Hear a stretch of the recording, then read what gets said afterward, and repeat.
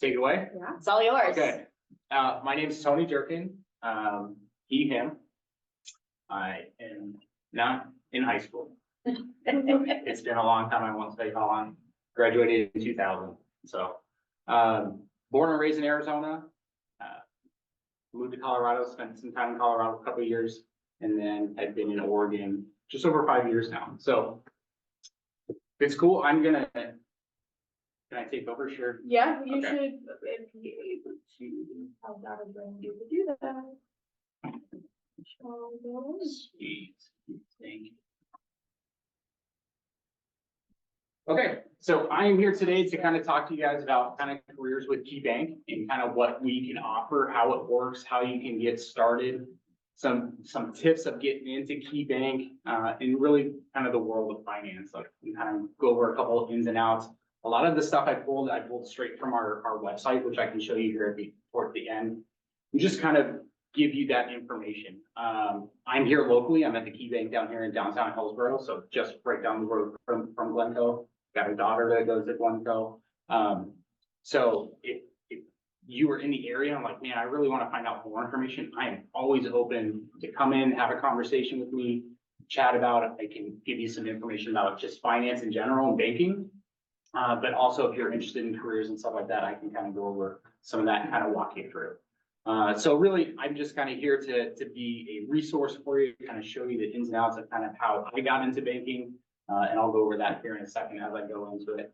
But really, this is kind of my journey when it comes to KeyBank and how I got to where I'm at. And I'll kind of roll through a couple of these things. I've been at KeyBank for just about 5 years. July will be 5 years for me. I've spent a total of about 15 years in banking, not consecutive. I spent 10 years with a competitor of KeyBank, rhymes with Wells Fargo. I did that. That's how I started. And that was right there underneath the 15 years. That was my journey with Wells Fargo. Before I get into that, I'll kind of give you a little bit of context. Banking has been something that's always been in my family. My mom was in banking for 25 years. She worked for a company called First Interstate Bank, which is still kind of around in Oregon, which is kind of surprising to me when I see them because they were actually bought out by Wells Fargo. So I grew up in the bank, like I was always sitting in my mom's branch, kind of watching. She was at this one particular location for many years. I knew all of her employees and stuff like that. Wells Fargo came in and bought out First Interstate Bank. And so they were going through anytime a buyout or anything like that with major corporations, stuff like that, there's always the fear of layoffs and changing of guards and employee who's going to keep their job, who's not. Big boss came in, talked to my mom and said, hey, you're it. We're gonna kind of figure out what we're gonna do with your team and your branch. And she probably had about 10 employees. That we are going to bring on one other person, brand new to banking. We want you to kind of show her the ropes and train her. So my mom brought her in, spent about 3 months. They were going through the merger process, kind of switching everything over. Because when banks merge, every bank has different ways of doing it. So they basically come together and say, how do we make this bank now this bank? And they have to kind of merge clients and stuff like that. So it was this long process that my mom had to help First Interstate Bank transition into Wells Fargo. One day I was in high school and I came home and my mom was at home before me, which was very rare. So what are you doing? She's like, I got laid off today. So they took over, they brought in someone, they had my mom train her for about 3 months and then said, now we're going to go through the kind of layoff process. She had to lay off 2 of her team members who she had been with for over 10 years. Incredibly hard. And then the boss brought her in and said, by the way, you trained your replacement, we're letting you go. Mm-hmm. So the crazy part is 6 years later, I'm getting a job at Wells Fargo, which like at that time, it was like, they're the enemy. How dare they? Like, I can't believe, like, I would never go to Wells Fargo. And how it actually all started is I'll give, anybody want to guess, take a look at me. And I doubt anyone would get it, but what job do you think I was doing prior to banking? Shout it out. I was 20 years old at the time. So it's not like I was a lawyer or doctor or surgeon, because obviously I didn't have the schooling for that. I was a preschool teacher. So I had there was a little like, preschool that I knew some people at, and they kind of brought me in. I was a preschool teacher. I was making like minimum wage, and I was like, I'm not gonna be a preschool teacher for the rest of my life. I gotta figure out something. My girlfriend at the time, now wife, got a job at Wells Fargo. And so she's like, this is a really great job. It's banking. Like, I could never go to Wells Fargo. They laid off my mom. Like, blah, blah, blah. She's like, no, this is a really good job. Like, this could really take you places and do this.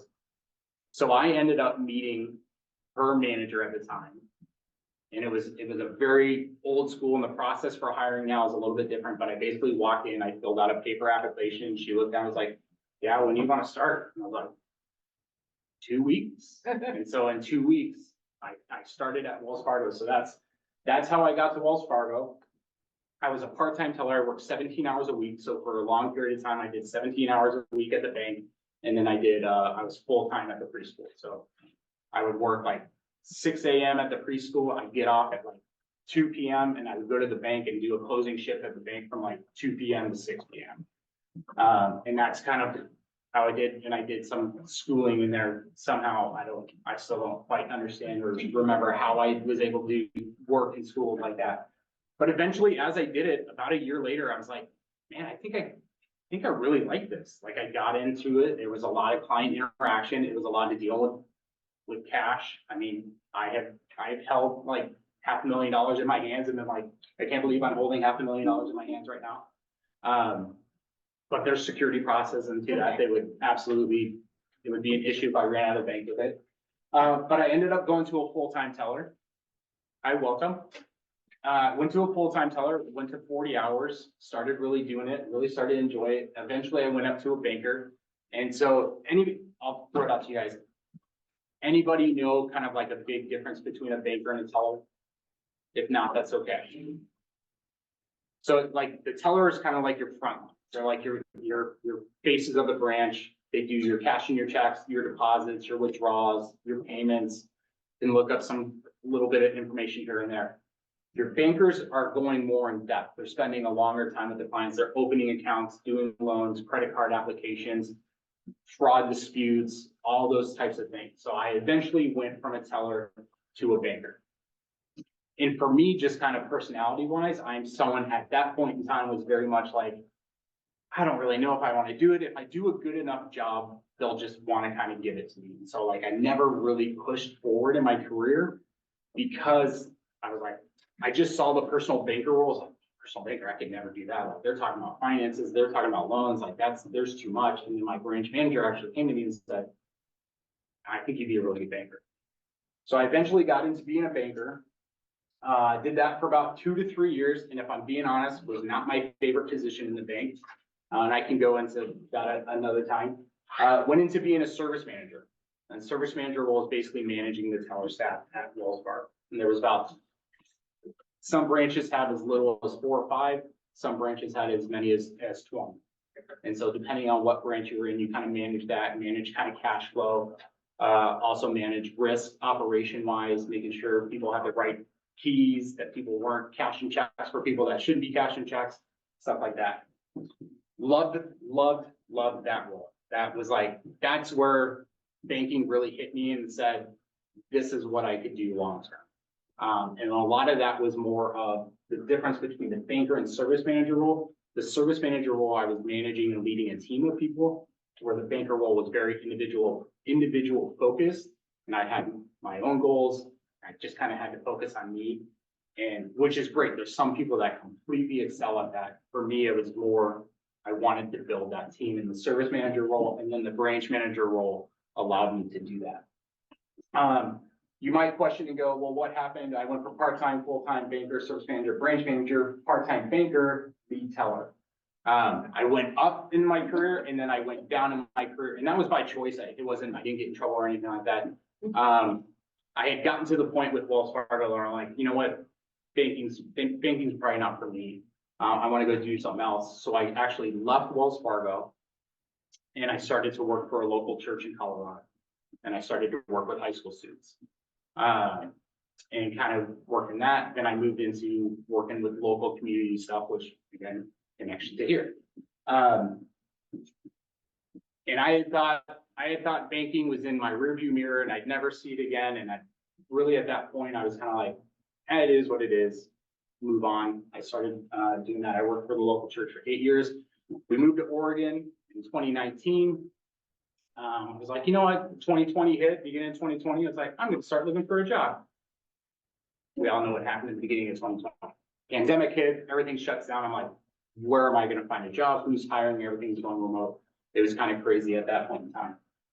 KeyBank called me up out of nowhere. He said, hey, we got your resume. I didn't send them my resume. It was all on LinkedIn. They said, we've looked at your profile. We see your resume there.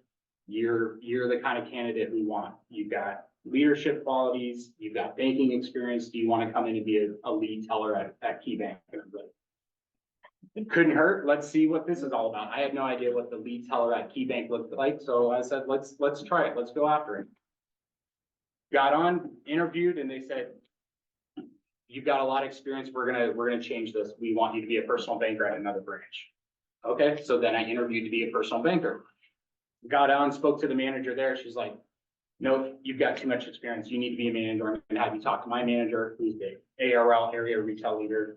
Talk to him, and it was kind of like, well, I want to get you fast track to management. I want to put you in a branch. The problem is I don't have a branch for you. So he pushed me on to one of his peers who was overseeing the Hillsborough branch. And she said, oddly enough, I have a branch that's about to come open. If you're interested in that, I'll put you right in there. And when I interviewed, her name was Soraya, and her and I have a great relationship to this day. One of my favorite people of all time. I had an hour-long interview with her, and I came upstairs. I was talking to my wife. She's like, hey, how'd it go? And I was like, I don't really know if I interviewed. And she's like, well, what are you talking about? I'm like, I had all this presentation prepared of like managing a branch, what I would do, how would I do this and this and this. And I'm like, we talked about banking for about 3 minutes. And the rest of the time we just kind of talked about life. And I'm like, I don't know if I really interviewed for the role. And then 2 days later, I was getting a job offer with KeyBank, and she put me in there. And it was fantastic. Like I said, she's one of my favorite people ever. So that's how I got to KeyBank. That's how I got to be a branch manager. I've been at that branch since I started at Key, going on, like I said, almost 5 years now. And I've loved it ever since. The thing for me, and go down to the next part, is why I love my role at KeyBank so much and why I love what I do is because of how I'm wired and what I really enjoy and what I'm passionate about. My biggest passion is people development, coaching, and leadership. I get that opportunity to do that on a daily basis. I get to develop my team. I have bankers, I have tellers. I get to work with them in their own personal growth and development. I coach them on a daily basis of kind of how they're doing their jobs. I oversee what they're doing. And then most importantly, I'm leading them every day. I can manage, but I'm also trying to lead them. I tell them all the time, like, I want to make you, like, my goal is not just to make you the best banker ever or the best teller ever. My goal is to just make you an outstanding human being, and whatever I can do in that process to go forward.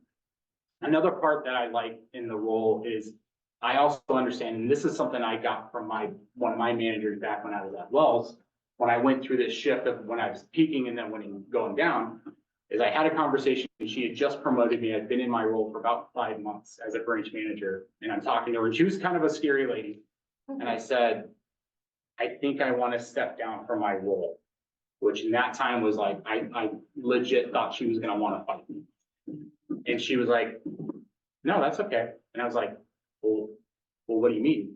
You just promoted me. Don't you want, me to stick around? You're going to hold me to a year commitment? And she was like, no.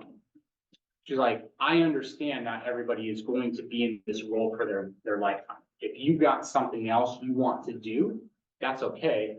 I want to work with you to get you to that thing, whatever it is you want to do.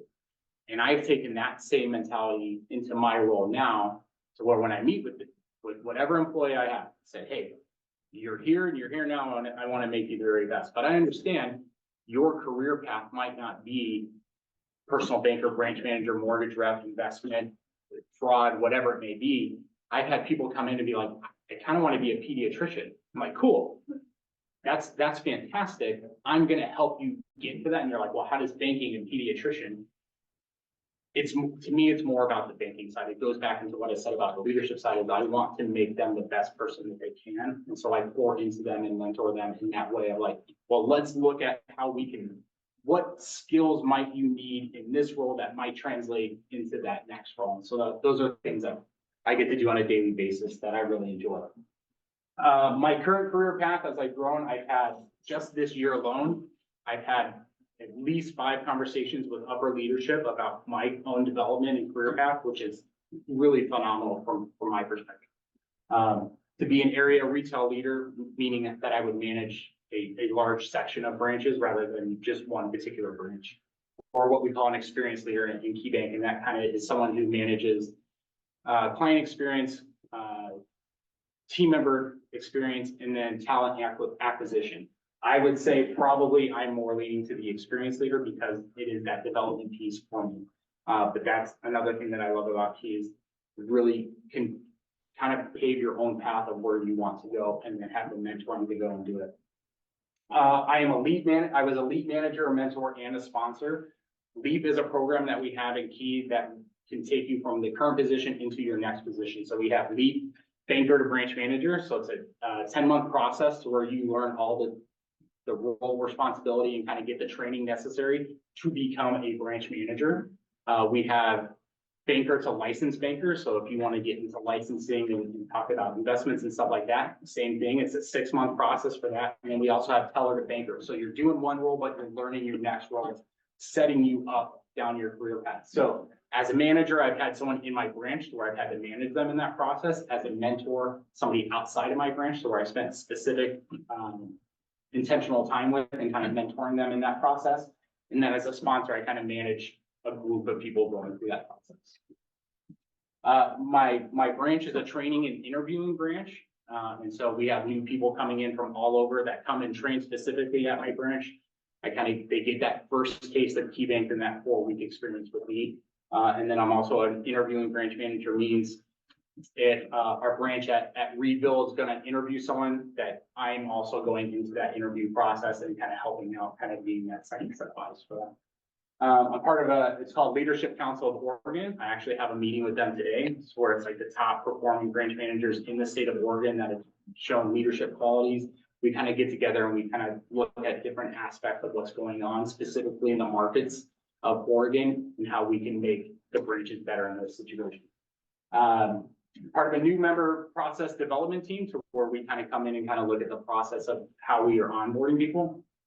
And then I think one thing that I always talk to my team about, and I would say to all of you in this room and online, is find your strength, find your passions, find what you really want to do in life and really work towards that. The biggest thing that stands out to me when I do interviews is I can tell when somebody really wants the job and is a fit for it, rather than like, I really didn't know what else to do, so I just wanted to kind of apply for it.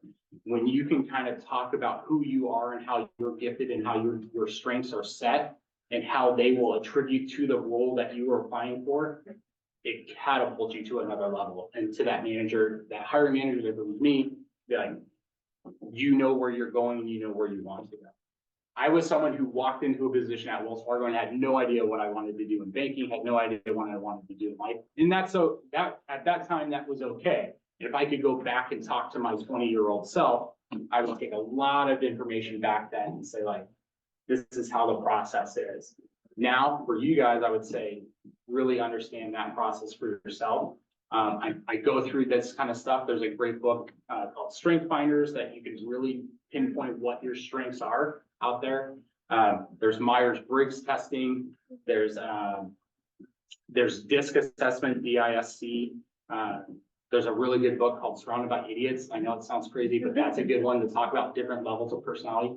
But it just, the more you can understand how your personality and how you function, the better it will be a fit for you as you move forward into different positions. I can look back and understand why I wasn't a good fit for the banker position and why I was a better fit for the service manager position, basically based off of how my strengths and how I kind of attack the day on a daily basis. So that's a little bit about me. I know, but kind of went, give me one of these. Okay. Going on. But moving into the Key Bank specific, working at Key is an opportunity to join a company committed to your success and the success of the clients and the communities you serve. We offer our teammates the skills, mentoring, and training needed to meet their career goals and serve our clients, to better serve our clients. I get to see this on a daily basis. Like, this is the forefront of when I'm working with my bankers and my tellers. It's the client first. Again, I've worked for another company to where they're a great company. I still bank with Wells Fargo. My wife worked for Wells Fargo for 16 years. I don't have anything to say bad about them. But there was times when I was experiencing it at Wells, so where it was a lot of just churn and burn. Next customer in, customer out, customer in, customer out, customer in, customer out. Key's a little bit different in that aspect of where I really take it upon myself when I meet a new client, a new business client, to really sit down and understand their financial needs. Tell me about your business. Tell me about yourself. What are your struggles? What do you know about banking? We were talking about this a little bit before everybody showed up, of kind of like, who really understands banking? Like, I've had conversations with 18-year-olds that are like, I don't know anything about banking. I've had conversations with 50-year-olds who were like, I thought I knew about banking, but I really have no idea I understand banking. Let me explain to you how to say it. So we get to walk through that. So we get to train our teammates to better serve our communities and the people there. And that's really the focus and the mission of Key. So some of our values that we have at Key Bank: teamwork. We love working within teams. Our teams in branch level are pretty small. They're anywhere from 5 to 6 people. So you really got to know how to work within a team at that level. I've worked in larger branches where it's like 20. You know, Karen and I might not get along very well. Well, if there's 20 people there, she can do her job and I can kind of do my job, and we can never really intermix. But when you're working with 5 to 6 people, you really have to know how to communicate with the people around you and depend on those people.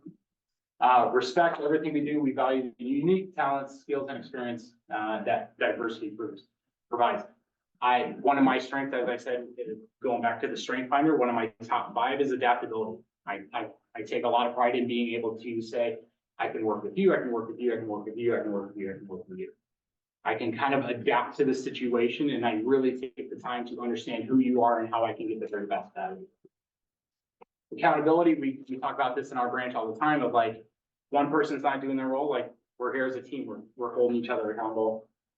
Integrity, we're very open and honest with stuff we do, practices, you know, we look for that. That's a high mark of some of the values of Key. And then obviously the leadership aspect as well. We anticipate the needs to act and inspire others to follow.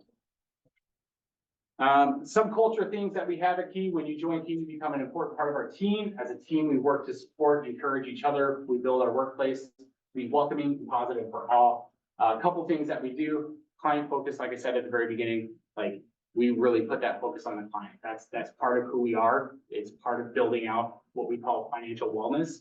Like, we really want to help you get to your financial dreams and goals. Community support, we're into the community doing stuff like this. One thing that really drew me to Key is there's something that we do called Neighbors Make a Difference Day, to where we shut our branches down for half the day and we go and serve the community. We've done that. We've been involved with Hillsborough Parks. We've had branches go to senior care homes and play bingo. We've had others go out on the streets and clean up different organizations. I work with an organization right down the road from us called Project Homeless Connect. That's who we're looking to get into our for our community day this in 2 months now, to kind of do and serve them as well. So it's a big focus. We track hours serving the community. It's really an integral part of what we do. This is probably the thing I will say is the biggest difference for me from Key to Wells. And again, I'm not trying to say one's better than the other. The access to leadership. I have had conversations with people up in Key Bank specifically about my career path, and I have access to them. I've been in meetings with, like, his name is Victor Alexander. He's like the head of retail banking for Key Bank. Like, I've been in meetings and I've sat next to him and had conversations and shook his hand, and he's like, "Hey, if you ever need anything, give me a call." And I'm like, "Excuse me, what?" Like that. And I'll just say, kind of culture at Wells, that wasn't a thing. You talked to your direct report and you did not interact with anybody. They were almost untouchable. When I first came into Key, there was one point where somebody's like, "Oh yeah, I'll just email," and they said the name. And I'm like, "You can't email that person. There's no way." And they're like, "Yeah, watch." send, and I'm like, there's no way they're gonna reply. 30 minutes later, that manager, that leadership person replied, and I'm like, this is unbelievable. That would have been like, previous job, they would have reached out and been like, why is this team member calling me? This is ridiculous. There's a channel to go through. It's not like that at Key. I have had, and some of the conversations that I've had with leadership have been fantastic. So that is definitely a plus. Supportive and collaborative environments. I get to work with a variety of different people on a daily basis, from business experts to investments, to fraud prevention, other managers. We get together on community support ideas, stuff like that. It's a very tight knit. And then obviously performance driven, like we're a bank, banks have to make money to exist. So part of that is being performance driven. Like we want people that are really understanding the role, especially when you get into the banker role, a mortgage sales rep, investment, whatever it may be. There are sales metrics. I would say a lot of the people that have come in and not done well or have failed really fail to grasp some of that sales role. It's all about like reaching out and bringing in those new clients and getting out to it. And so we don't want to like not talk about that and then you get into the role and like, hey, by the way, we need to make some calls or we need to go out and community. Like, well, I didn't sign on for this. We want to be pretty upfront. Like that's part of the role, and that's the good part of the role because it goes back into the client focus. And you're gonna go into the different roles, right? Yeah. Nice. Yeah. That's coming up here in just a second. Strategy for success: develop a workforce and a way of doing business that reflects that diversity and from our clients and communities. Attracting, coaching, retaining diverse, talented. Like I said, we get coaching. It's implemented in our head from the day we walk in. Expanding our inclusive culture and work environment, reaching out to a diverse base of potential clients. Like we're reaching out to all levels. Like we have Hillsborough probably is like the prime example of this because we have people that are sitting on like generational wealth in the farms, and then we have people that are coming in brand new to banking. They're like, I have no idea what's going on. How do I write a check? And I'm like, you don't ever need to anymore. Like, that's a very old way of doing it. But if you really wanted to, let me teach you how. So we have a very diverse community of people that we get to interact with. And so having a diverse workforce for me really pays dividends. Flexible work environment. Now it depends on certain roles, but work arrangements. This is key. Like I'll give you just a quick example. I had a banker who came in. He was about 6'6". Me sitting in a chair and him sitting in a chair is drastically different. Him sitting at a desk that is okay for me versus him, like it's drastically different. So we have the ability in like the workspace to make adjustments to the place. He got a custom chair made for him. Like we accommodated that. They were going to do a big change to his desk. We didn't have to lean over. He was having massive health problems. So if there's any kind of things like that, like we will make some of those workplace accommodations. So it's just one of those things that we can do for them. Flexible work environment also for time and scheduling. Certain opportunities are out there to where you could get in a role that's a hybrid of work from home and in office. There's some that are completely remote.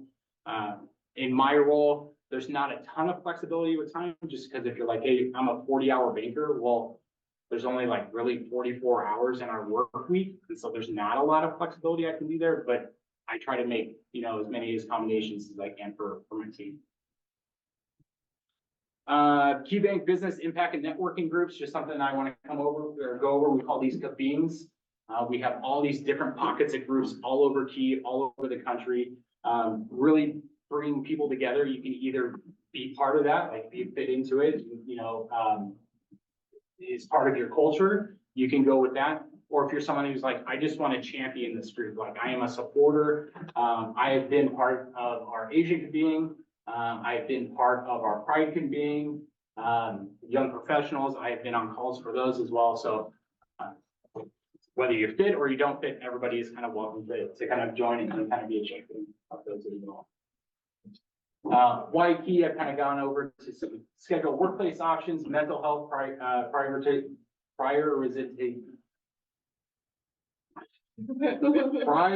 I'll just give it. It's a priority. Mental health. My lips aren't working for that one. We support life events, including moving, marriage, having a family, and more. So we will make some accommodations. I'm very big on mental health. Like I talked to my hey, if you need a mental health day, let me know. We can be accommodating to that. A huge one for students, tuition and fee reimbursement. We have options for that. Going into school, have some tuition reimbursement. We have a great $300 fitness reimbursement. Every year, you basically get $300 to spend how you want. You want to buy gym equipment, turn in a receipt, it's reimbursed. You want to go to the gym and pay membership dues, great, it's reimbursed, stuff like that. And every now and then they'll do like, hey, this month it's $600. We also do a $600 gift for HSA accounts with health savings account, some really good stuff. And then career goals and support along the way. Benefits of Thrive with Key Health, you get medical health care, well-being, financial wellness, kind of get all the perks of being a client as well. Job roles. So this is what we were just kind of talking about. So there's going to be 4 job roles that I'll cover over real quick. This is the job role that I know the best because this is kind of the job role that I live in. This is client champion positions. These are your client facing in branch, your retail positions, financial banker, financial wellness banker, teller, personal banker, branch manager, mortgage, investment banking, commercial real estate, commercial banking, business banking. These are all opportunities to where you have client-facing interactions with people. If you're someone who loves people, if you're someone who's goal-driven, likes that structure, this is a great position for you because it gets you in that client. If you love building relationships, love getting out in the community, love kind of building a brand, this is where it is for you. This is retail. This is where I've been for 15 years, so I can speak very highly to this. But it's and this I will say this for me that I know this is the best entry point into Key, and it's either one of the 2 positions, either the teller or what we call a financial wellness consultant. And a financial wellness consultant is someone that's a banker and a teller, and they kind of mix. They kind of have like a dual role. Years ago, it used to be to get into banking, you had to have banking experience. So like, how do I get banking experience? I have to have banking experience to get into the bank. Key's kind of gone away from that. Really, at this point, to get into this, some of our main things is if you have the ability to carry a conversation with someone, and you can walk in and have a smile on your face, be energetic, be welcoming, like have a customer service background, like that's your foot in the door. And that's really what we're looking for. Because like I said, client focus kind of has that base of what we're looking for. I'll show you, I do have a kind of a printout of a job description here in a couple more slides, but some of it is cash handling experience. So like, I have I'll give one quick example. I hired a teller a couple of years ago, 18 years old. Her only job prior to that was working at Chuck E. Cheese. She had worked at Chuck E. Cheese for about a year. We're kind of like, man, she's 18, she's young, doesn't know anything about banking. I was like, okay, we'll have to build her from the ground up. But her interview was fantastic. The customer service experience came through in the interview. You could tell. And I took a chance on her. I was like, we'll see what this turns out to be. And she was one of my favorite employees that I've had in the 5 years that I've been with Key. She's still with Key. She's been with Key now for like 3 years. She's a lead teller up in Vancouver. She transferred about a year ago. But it was just really that opportunity of like, hey, she's young, but she's kind of got what we're looking for. Like she's checking all those other boxes. So next spot, digital and tech innovations positions. These are like information security, IT, developing programs. Like we have a group of people that, when you're doing teller transactions, you have to have a system that tells the computer like how to put money into the account and stuff like that. So there's people that work on that. We have systems for opening accounts and stuff like that. We have people that develop that software and programming and stuff like that.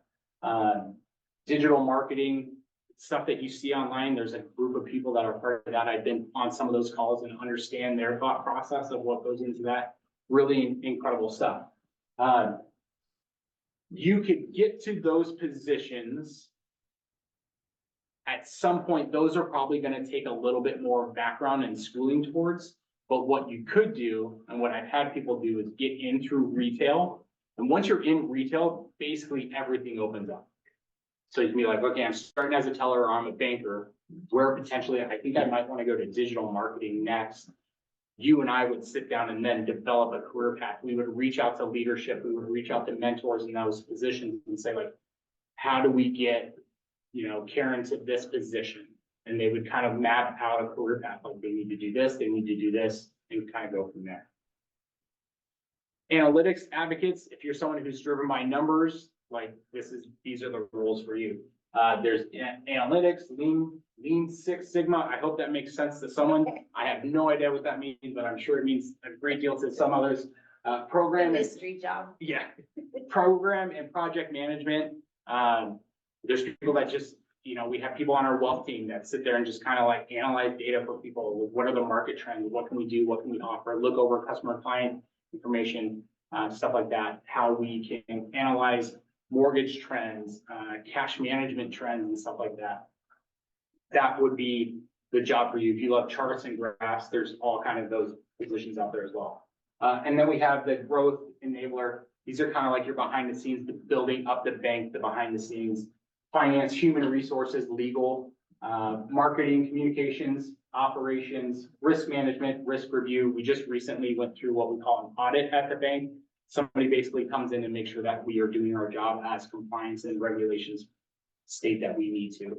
And we had a great audit, just no bragging, but we did. It was fantastic. You can brag. Yeah. Financial crimes. I've got a banker right now who's extremely interested in financial crimes. Basically people call us up and like, hey, so we're looking at this customer's account. Can you tell us why they're doing, 15 withdrawals in the last 2 months of, 8,000, 6,000, 5,000, 8,000, 6,000? Why are they doing all these cash transactions? And so they start to really dive in. So if you're someone who loves to go down rabbit holes and do the research and like financial, and that's what my banker is. That's where she like, I'll give her something to work on and she'll just like, hey, so I pulled this and I pulled this and I pulled this and I pulled this. I'm like, sweet. So that's where we are currently working her to go. You'd be really good if you have ADHD. You like to focus in on, I'm gonna solve this crime. I found out what they did 20 years ago. I'm like, I Right. just needed to know what they did 6 months ago. Credit underwriting, and then we have a system called PAL that used to be called Answer Bank. Basically, it's like support for us as bankers where I can call somebody and be like, hey, I'm struggling with this account. Why did this fee get charged? Why did this happen? And then they kind of do that research on the back end and like, here's the process. Here's what you need to do. Start step 1, 2, 3, and kind of take it. So those are like the big 4 job groups like that you could kind of go all over. And there's like abilities in each one. So like even like mortgage, you could go into loan processing. You could be a mortgage sales rep to where you're still meeting with clients and talking about loan products. There's And when you say mortgage, like, you mean like home? home buying, like home loans, like stuff like that. So we have a mortgage rep in our branch who comes in on Wednesdays and kind of does his thing. But he's going out into the community. He's talking to realtors. He's talking to title agencies. He's going to new home builders and being like, hey, how can I get myself out there? If people need home loans, come and, something like that. So if you love getting out there, if you love networking, I think mortgage would be great. Investments would be great, stuff like that. Real quick, hiring process. Just to walk you through, like I said, when I was with Wells, I kind of walked in and handed a paper application and they gave me the job right there on the spot. Doesn't exactly happen that way anymore. First step, I would say research, know the role that you're going into. I recently did an interview with someone and for a bank position. And when I asked the individual about it, they basically gave me an overview of the teller position. So I was like, oh, okay, so we don't even know what job we're going for. Which was fine. We still talked and there was still some potential there. But that's something I would say, research the role that you're going for, have that understanding of how you would be a good fit for it. And then also have a little bit of idea about the company. Sometimes I've done interviews and people come in and I'm like, hey, so tell me why Key? Like, what do you know about Key? And they're like, I don't know, I bank here. I'm like, it's not a terrible answer. Like, if we have made that much of an impression on you that you would want to then work here, like, that's okay. Like, I'm okay with that. But, sometimes to be like, yeah, I've looked it up. I understand your guys' values. You value this. I see that you guys are strong in the community. Like, you've done your research. I'm not going to test you on that research, but it just shows me that you've taken that step to get that, to have that knowledge of that. You then fill out an application online, usually about a 10-minute process. From there, depending on the job role that you're going for, there might be another assessment then after that. You would get a call from our recruit screening. Megan Smith is our recruiter for our area. She'd call you up, do about a 30 to 45-minute phone call over the phone. Everything goes good from there. You then get patched into me. We set up a time. You meet with me for about an hour. We have a phone or a face-to-face if we can. And then we kind of go through and ask you a series of questions at that point. If everything looks good from there, I get back to my recruiter, say, yep, everything looks good. I want to put out an offer. Megan then does the communicating back and forth with the offer. We give you a verbal offer and then officially a formal offer.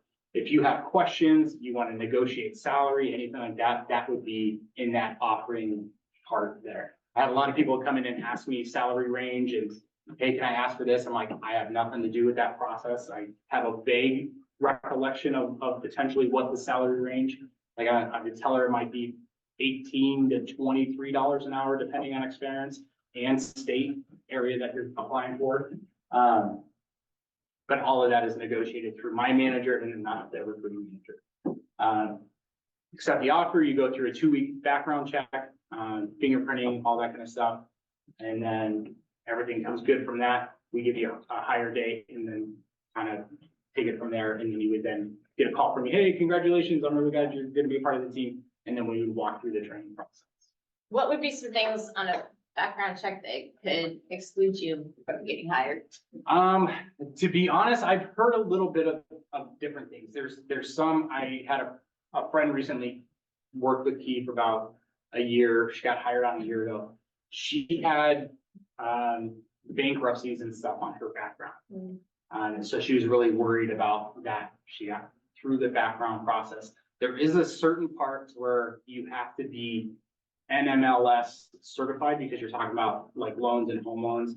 So there's a part of that to where if that's in your backgrounds where you defaulted on home loans or if you have been convicted of like financial crimes or anything like that, that would be a big disqualification. A lot of it, I've had one, and this was years ago, be disqualified because when we did a background check on job history, it didn't match up with what he said. And there was like some significant, like, these don't match. Like you said this and these aren't even close. And so that could be it. And then any, criminal offense, felonies and stuff like that could potentially. I've had some people be like, I once got pulled over for speeding and this, and I'm like, it's not gonna come up on the background check, stuff like that.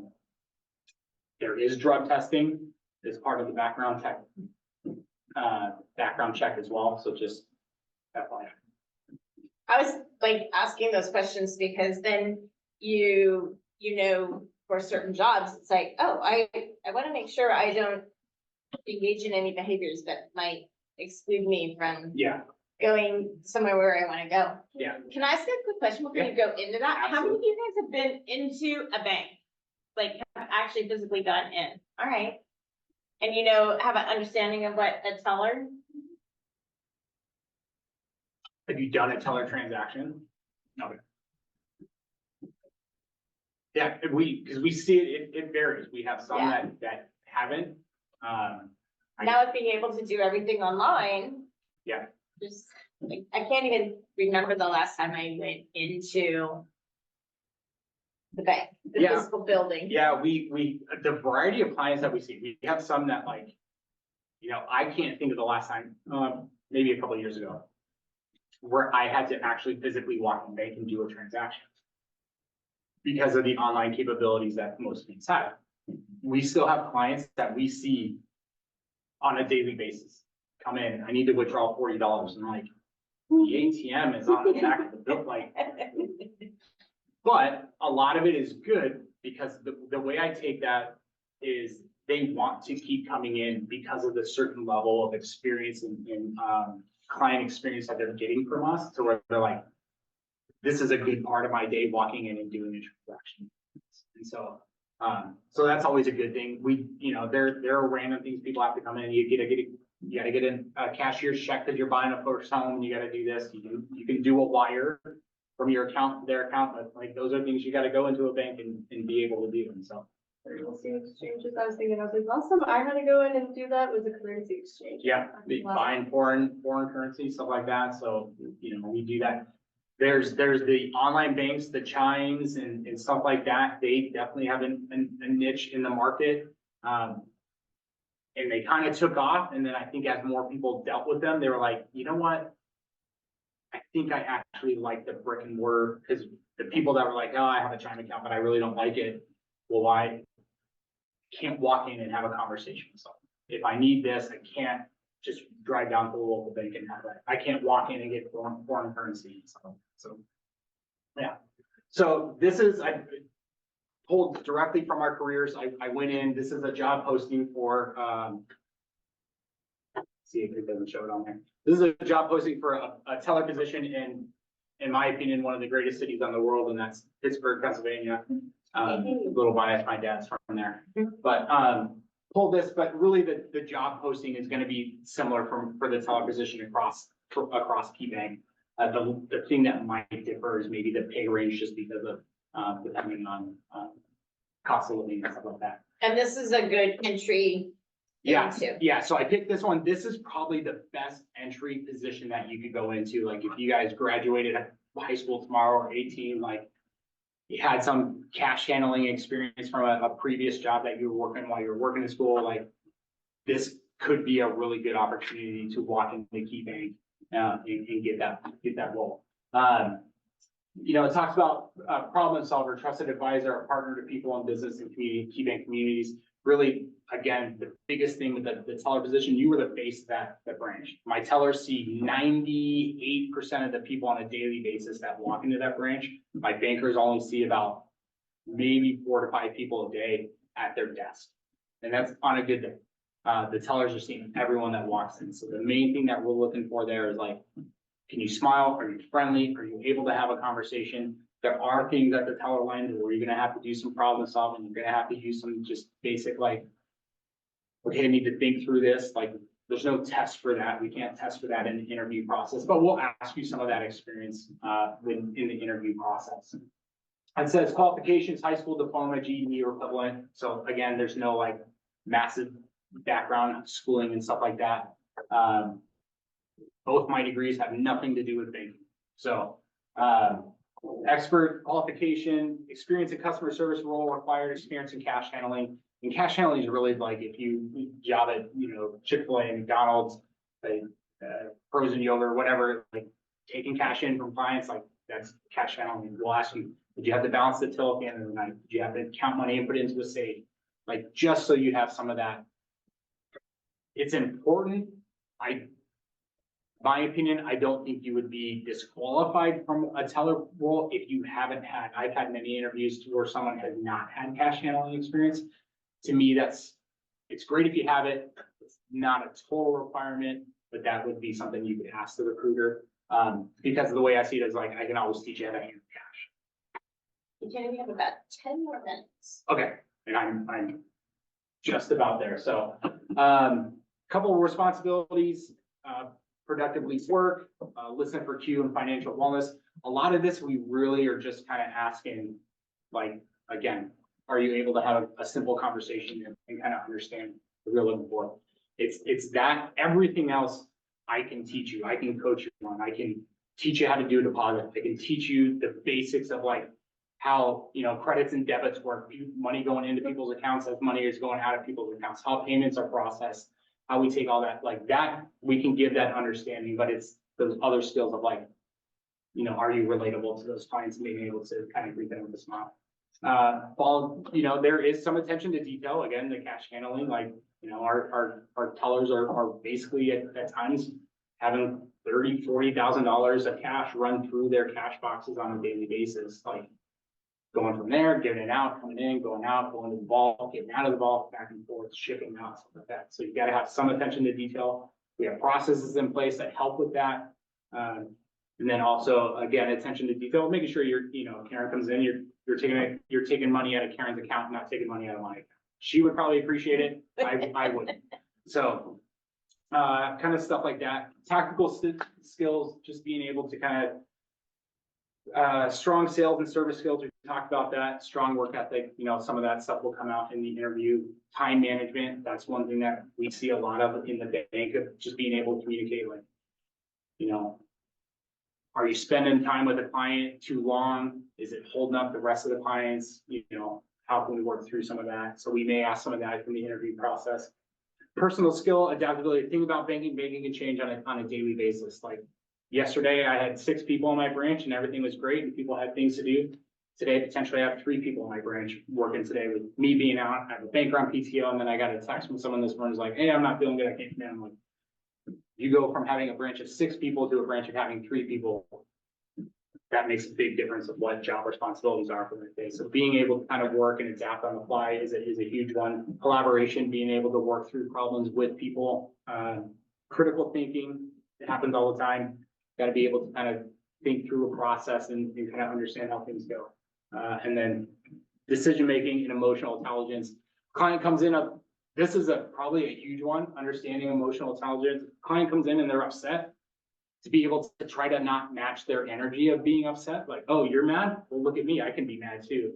But almost staying calm in that situation, be like, let me understand what your frustration is. My job is to kind of help.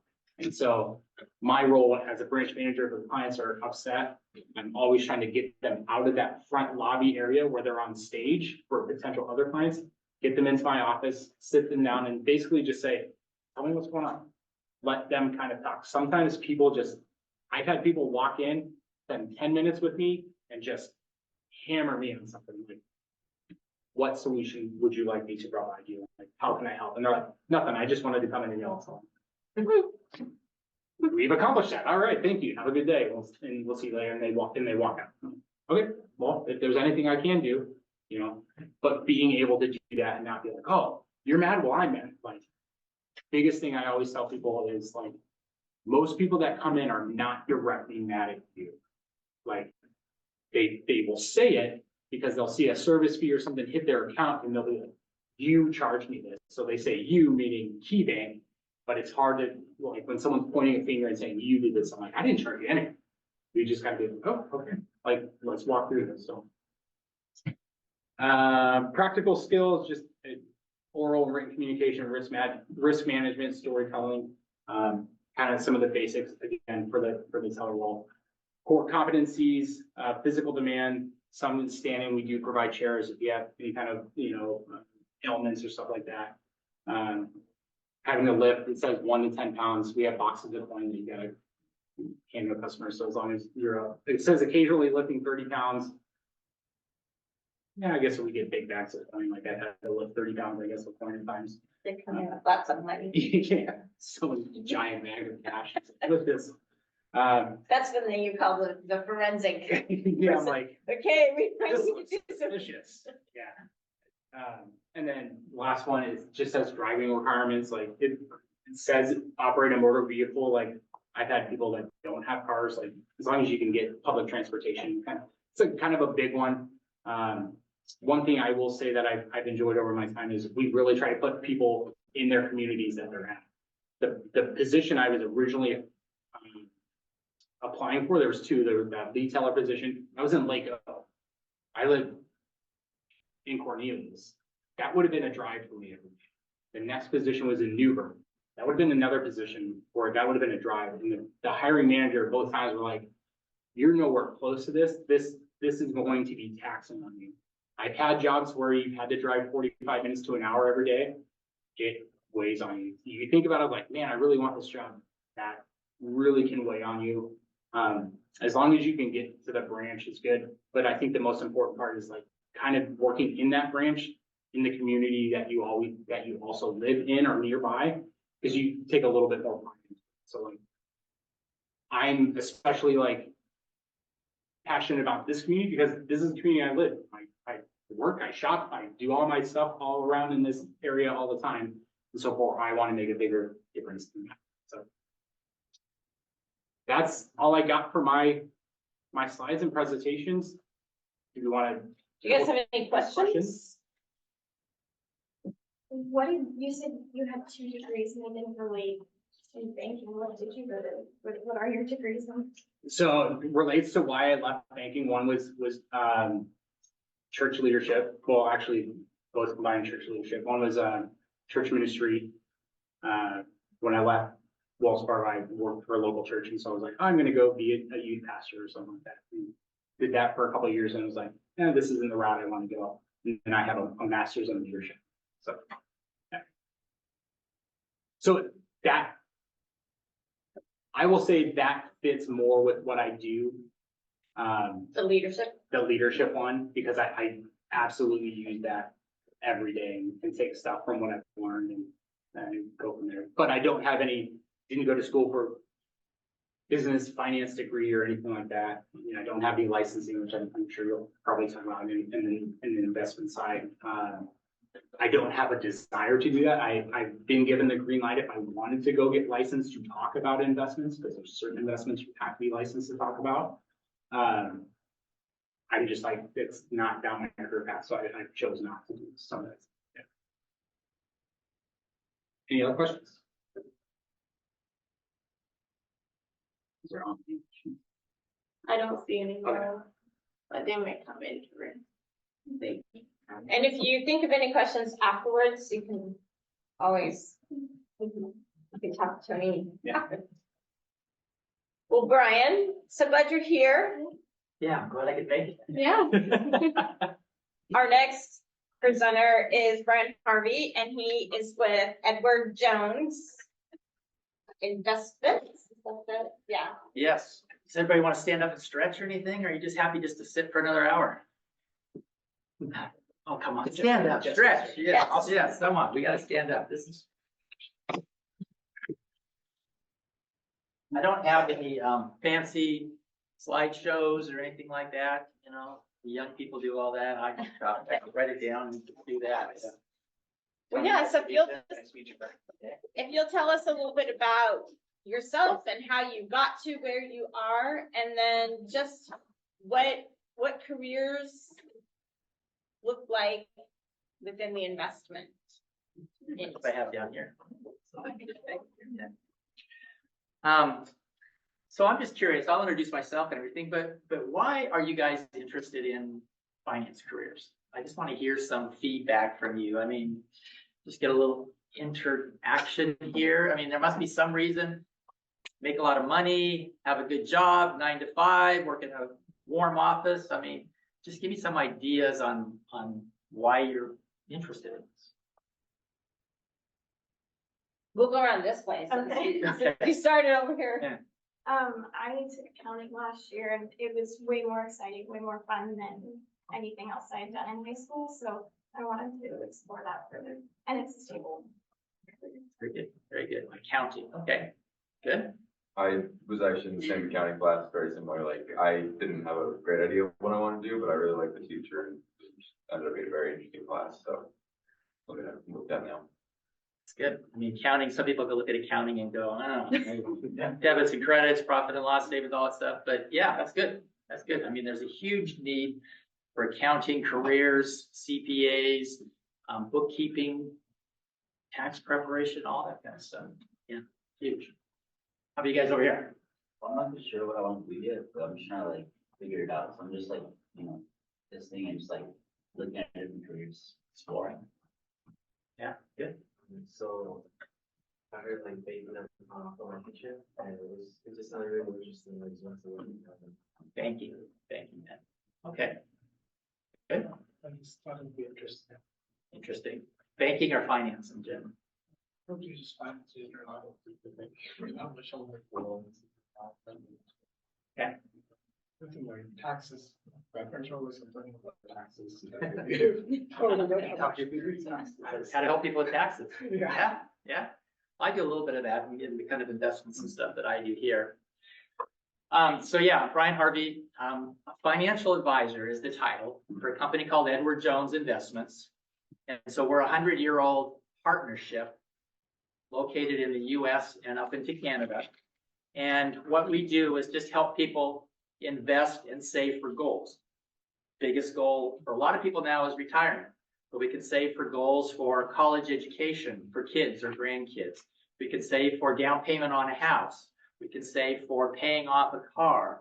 There's a lot of goals that people have, and we just help them to get towards that goal. So I've lived in Hillsborough here for 34 years, so a long time. My wife is a retired school teacher, elementary school teacher in Hillsborough. And my daughter is an elementary school teacher in Hillsborough, and she's been doing that for 10 years now. I have two kids and then a son, Marcus. Both of them went to Century High School, went to the Hillsborough school districts. Again, my daughter's an elementary school teacher, son Marcus. Anybody know the name Portland Gear? Have you heard of that company? Mm-hmm. Yeah, so he's the owner and founder of Portland Gear. So he's really was into business. He ran the school store at Century High School, did all the ordering, put together t-shirts and sweatshirts for different events, made sure that there was the right kind of candy and popcorn and all that kind of stuff that people wanted in the school store. And he just ran with that and just loves running his business. He's got a thing called Brand Camp that he runs in the summer and takes high school kids, like college freshmen too, and puts them through a week program where he teaches them how to brand, run a small company, how to reach out, do marketing. He does a lot of that. So he's really built a good business, a good reputation, and just loves what he does. So two kids that are product of the Hillsborough School District that I'm very proud of and done really well. I too started in banking, graduated from University of Oregon down in Eugene, had a degree in finance, and went to work for a bank then that was called First National Bank of Oregon, which became Wells Fargo. But they had a management training program. And so I interviewed on campus. Recruiters came to campus and interviewed, and both myself and my best friend got hired with the bank. And there were two career paths then. There was, you can go into operations, which you're going to run a branch or work in a branch, or you can go into loans where you're going to make consumer loans like car loans or home equity loans with those kinds of 9-month training program. Was based down in Southern Oregon. At the time I got done with the training program, the economy was in a recession and they didn't really have a job for me. So they put me on displacement and said, okay, you've got, 60, 90 days to find a job. And I said, well, I'd rather be displaced in Portland where there's a lot of branches than in Southern Oregon where there's 5 branches. So I packed up my bags, moved up here, and went to work at a branch over by Washington Square, and worked behind the scenes, teller, operations. They had a vault there for all the merchants to bring cash in. So I counted tons of cash and ran coins and all that kind of stuff. And then I went to a corporate department where I worked downtown Portland with companies that would borrow money based on what's called accounts receivable. So usually in accounting, you might recognize accounts receivable. So somebody sells something and they bill the company and they say, okay, you've got 30 days to pay. Well, in the meantime, this company needs money to go buy more raw materials to make more product. So they would come to the bank and say, okay, I've got some receipts here for $500,000. We'll loan them $250,000 so they can go out and buy more stuff. When you get paid, you just pay us back. So that was another kind of a finance career thing, but it was working in corporate finance then, working with commercial loan officers that made loans to small businesses. I did that for a while, and then I decided to come out and to be in retail branch management. And so I came out to Hillsborough and actually opened up 2 branches in Hillsborough.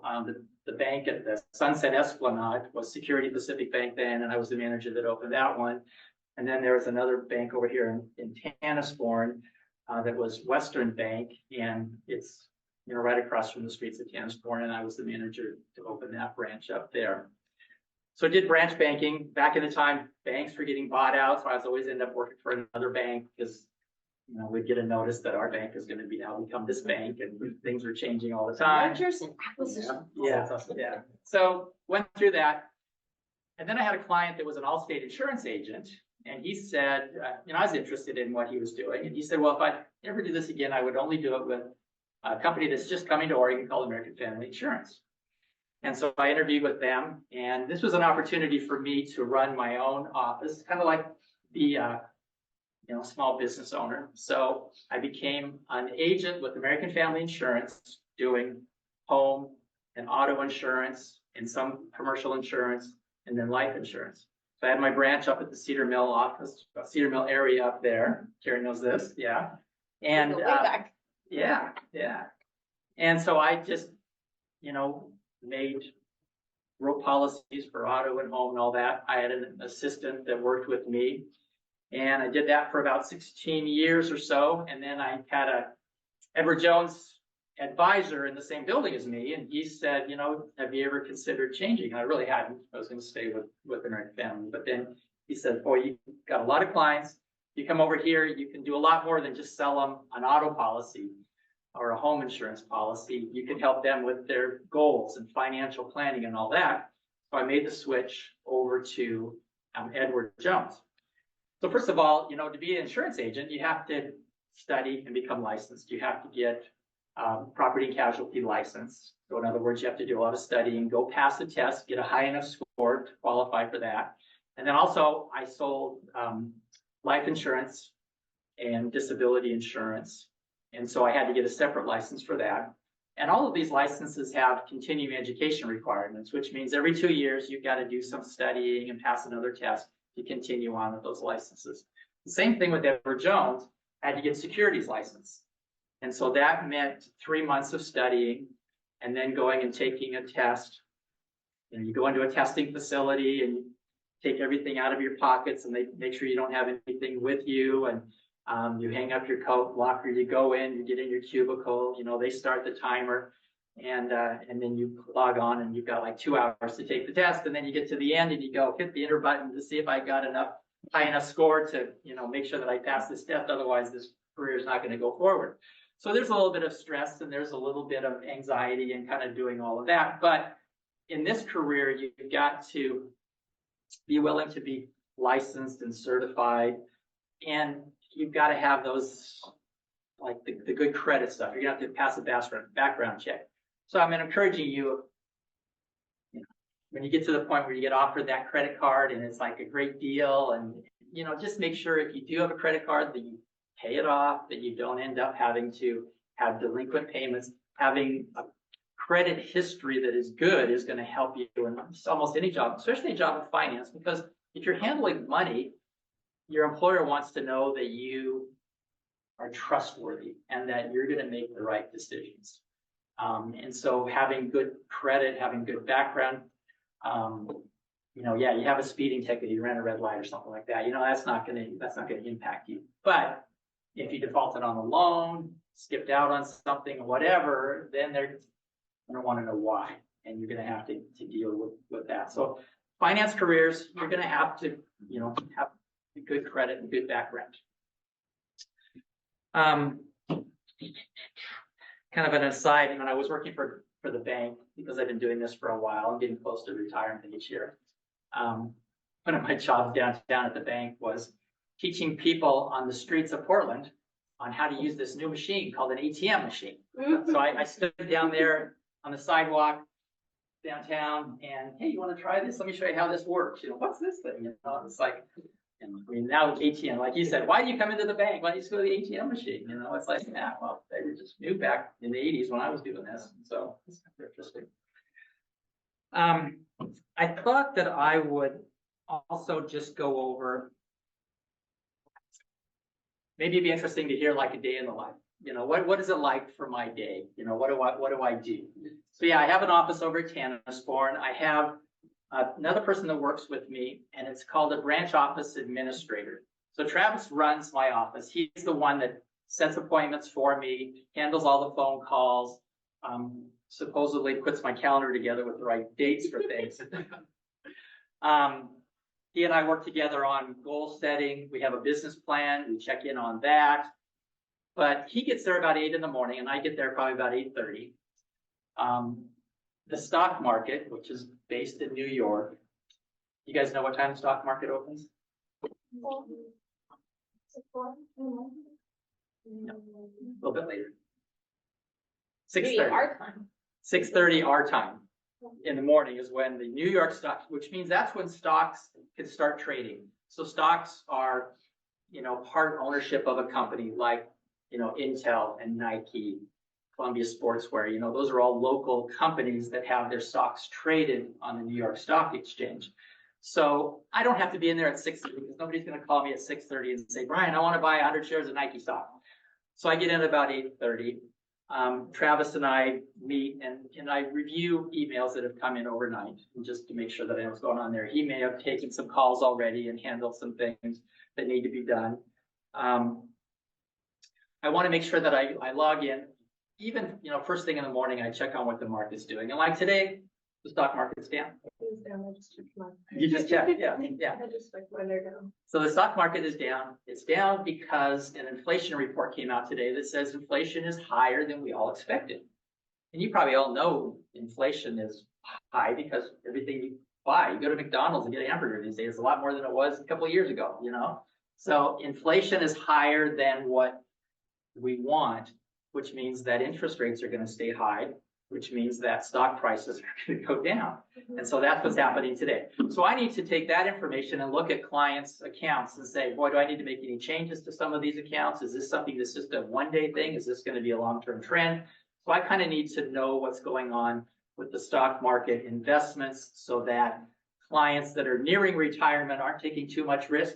Young people like you are saying, hey, this is a great opportunity to buy something or to do some investments, and let's put some money into the market and do that. So I talk with clients about that, monitor the market.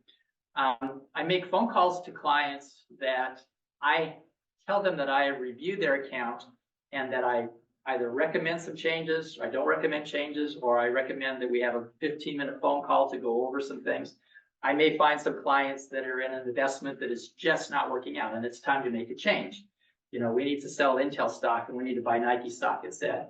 So, right now, you probably know, Intel and Nike are the drivers of Washington County's business right now. Intel employs over 20,000 employees here. Nike, they're a big company and they're going through some layoffs now too. So there's an opportunity for somebody that's in this business to help some of those Nike employees take some of the retirement that they have with Nike and put it into an IRA account because they don't work there anymore. So they need to move that. So that's something that I deal with, just rolling over company funds, like it's called a 401k retirement plan, and rolling those over to an investment that I help them with. Then I go, and a big part of this job is prospecting. So Edward Jones doesn't come in and just hand me a bunch of clients and away you go. You have to build this business kind of from the start. So you have to really be personable and able to talk with clients. So like Tony was saying, his business, tellers, you have to interact with clients. You've got to do the same thing in this business. And, I had to start out in this business by going out and knocking on doors. And that's the Edward Jones way. That's not everybody, but my buddy who went to work for Merrill Lynch after he left banking, he sat in a cubicle all day for several years and just dialed the phone. Cubicle, here's a phone book, start calling clients and try to sell them some stock.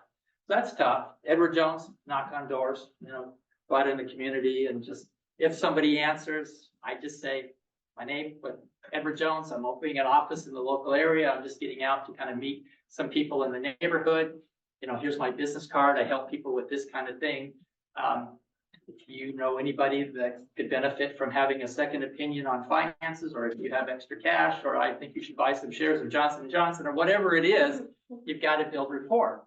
But you've got to be able to ask questions. So if you're the kind of person that says, I could never do that, I don't expect you at your age to sit there and say, I can go out and knock on doors. That's a terrifying thing to do. And we have a lot of training to be able to do that. But if you've got another way to build business, then you certainly can do that. But the key in this business, finance, meeting with people, is you got to just find something in common and build rapport with people and be able to talk with them. So I reach out to people that I may have talked to in the past. I'm circling back with them. I noticed that you haven't been with Nike for the last 6 months. And I've been talking with Nike people. I understand their program. I can give you some help on rolling over a portion of that. Have you dealt with that already? No, I haven't done anything with that. You think that's something that I can help you with? Maybe. You know, can I call you back in a couple of weeks? Can I send you something? Whatever it is, but this is what you have to do when you're in a business where you're generating it all yourself.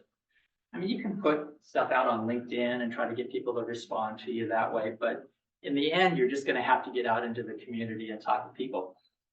I go out to CPA firms. You know, CPA firms see a lot of people come through.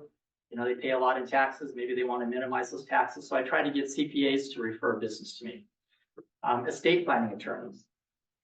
You know, people have to do estate planning when they get to a certain age to make sure they've got a will or a trust or powers of attorneys.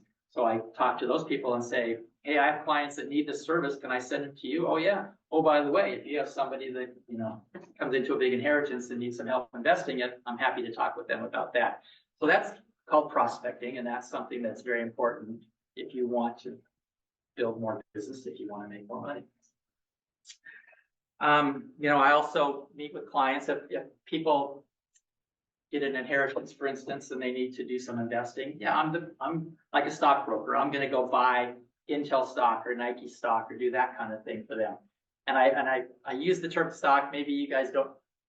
Not everybody knows what share of stock is in a company or whatever, but you're probably familiar with those names, and that's just something that those companies use as a way to generate, you know, chunks of money. They sell stock to you and I so that they can build big fabs, you know, out there around Hillsborough here.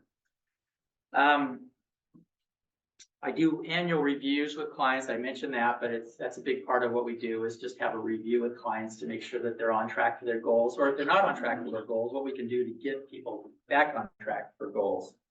Another thing that I do as a way to prospect is doing seminars. So we will invite a guest speaker to come in, and I'll invite my clients to come in, and we'll bring some food and drinks, and then they'll have a discussion on Social Security, for instance, or whether or not, you know, bonds are a good thing to invest in now. One thing that I enjoy doing is a seminar on fraud with senior centers. So there's some retirement centers around here, and I just go out and talk to them about different frauds that happen and that these people can be susceptible to. You know, we all get the text messages, hey, how you doing?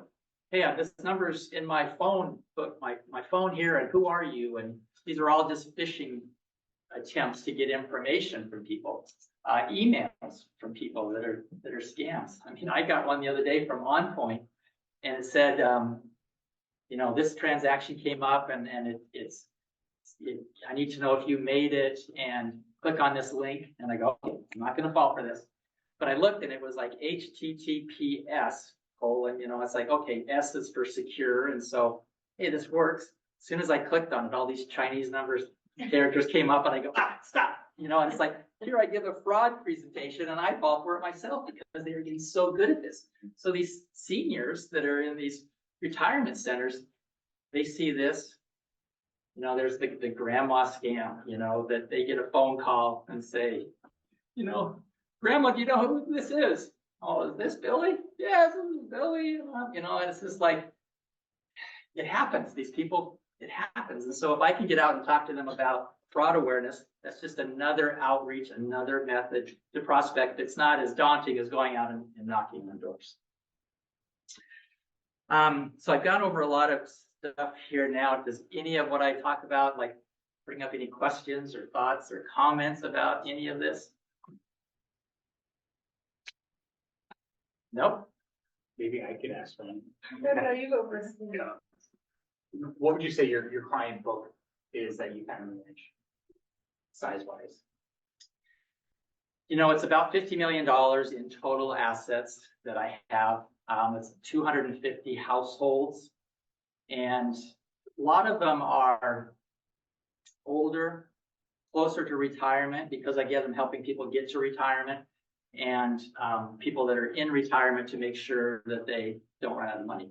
The number one fear clients have is running out of money in retirement. And you guys are young and you've got so much time ahead of you, but there's going to come a point where you're going to go, you know, is this money that I've saved enough? Is Social Security going to be here? You know, those kinds of things. So I help people with that. Younger people, you know, it's starting individual retirement accounts. And I'm just convincing them, can you put $50 a month into it, $100 a month into it? Anything to get you started is kind of the key. And then coaching people, if they work for a company, like KeyBank, 401k, make sure you contribute to the 401k. The retirement plans usually have a company match, so at least contribute enough to get the company match. That's just a starting point for young people. But with time, people have built up retirement savings. Maybe they sold a house, they've got an inheritance, they've accumulated more assets. So, a lot of my clients are that age that are older. But I still work with young people to just encourage you to start some kind of a savings plan. What would your advice be to, high school students, the younger, early 20s when it comes to stocks and building credit and that navigating kind of getting your first credit card and what that looks like? Because I know when I came out of high school and not until I was like sophomore, junior in college that I was like learning about this without having any of that extra help and kind of navigating it on my own. Yeah, and that's an interesting question because I have heard that there's not a lot of personal finance taught in high school these days. Is that true? Like, It's not a required class, but it's offered. it's offered. I took Okay. it last year. I took it last year. Okay. Yeah, I mean, personal finance used to be things like write a check. And I know you're saying nobody writes a check anymore. Very few people write a check. I went and picked up a check from a 97-year-old gentleman because that's the way he did it. It's like, and he went to the bank to move money from savings to checking. So he didn't, do it online.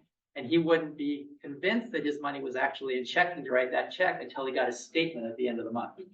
So I just, okay, we'll just wait till you get the statement. And then the statement came in and he saw it. Okay, I can write you the check and here you go. And so that age, kind of still writes checks. But, getting a credit card, it used to be, I would tell people, you get a department store, say that, department store charge card. That's kind of old terminology, but like Macy's or, Sears and all those places where you can go in and just get a credit card, buy something on it and pay it off, kind of thing, just to get started. They're not really such a big credit decision, but the key is just to get your credit file opened and started so that time just starts clicking by. That at some point they can say, oh, you've had a credit for 3 years or 4 years or whatever. Sometimes you can get a secured credit card, and Tony, I don't even know if that's available, where you can go and put $500 on deposit at the bank and get a $500 limit on a credit card. Yeah, secured credit card. Okay. That's what mine were like through Capital One and Discover. They're both like what's considered student credit cards. And I think my Capital One I got when I was 18. And so they both are $500 limits. And I think the first one actually was $250. And then it went up to $500 because of, consistently paying it off. And so it was like set at that really, really low limit to just build that credit and not get in over your head and all that stuff. Yeah. So just the key is to get something like that starts your credit file that says, okay, you began credit on this date, and you can get started from there. Do they even have like gas station charge cards like Texaco Yeah, and Chevron and stuff? I mean, they're still, yeah, Do they? something like that. Even just anything to get things started. Use it. I mean, don't say, okay, I've got it. I mean, at least use it, pay it off, use it, pay it off. Then your credit file is going to show that you had a limit, and you paid it down, and you had a limit, and you paid it down. So those kinds of things. Anybody can open up an IRA account, an individual retirement account, as long as you've got earned income. So if you've got a job, part-time, whatever, you make some money, you can open up an individual retirement account and start putting money into it. It may save you on taxes. It may grow tax-free for your whole life, depending on which kind of an IRA account you open. So, boy, the sooner you start, the longer that money has to grow in there. You'd be surprised if you start saving when you're 50 years old for retirement versus when you're 21 years old. Huge difference. And even $25 a month or something like that to get started with. In terms of qualifying for this career, it's not something that you're going to start at right out of college or right out of high school, even right out of college. I think the firm's going a little bit towards not necessarily requiring a college degree to get into this, but you have to think about it when you're dealing with people with lots of money. You've got to have some maturity, I think, before somebody's going to trust you with that money. So you want to have some experience before you would start in this kind of a career. But if you started this career young, you can do really well. I mean, salaries, I mean, starting out, maybe $50,000, $70,000 a year, maybe to start with, if you've already got a career that you're making that kind of money. And if you're doing this for 20, 25 years, you could be doing $350,000 to $500,000 a year, so it's very lucrative, but it's tough to make it in this business too. It's tough to put enough time in to be able to get to that point. And you're continuously prospecting, meeting clients, getting referrals, doing that kind of thing.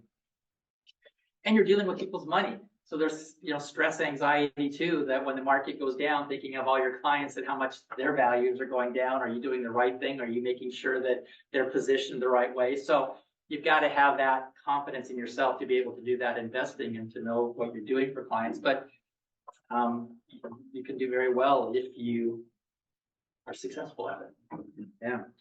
How much ongoing education do you have to do? Because new laws are always being passed around accounts and securities and understanding the market and trends and that analysis that like you said, and taking a look at what's happening and being able to educate your clients on decisions. Yeah, we have to take CE, continuing education classes and training every year with Edward Jones. Plus for my licenses, I have to take that every 2 years. And the companies that we deal with that sell what are called mutual funds. So maybe you're familiar with Fidelity, or Hartford, or T. Rowe Price, or Vanguard, or those kind of, they have representatives that visit with our offices, and they will often come out, or they'll often have training classes and say, okay, interest rates are going up, bond prices are coming down, so you want to get people out of bonds. Or interest rates are going to come down, bond prices are now going to go up, you want to position your clients more into bonds. So they help out with that. Edward Jones provides that back office support too. They give us daily, weekly trends, what's going on, how to position portfolios. We can do it ourselves, or we can rely on what Edward Jones recommends. So there's tons of support around how to invest for clients. Honestly, I think with Edward Jones, if you're a people person and can talk to people and bring people in, Edward Jones will do the investments.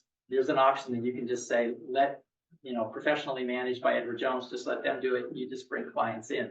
So the key really in this business is not that you want to be, I want to just study stock charts and all that stuff and be in the cubicle. You've got to be a people person to be out and build rapport and talk to people.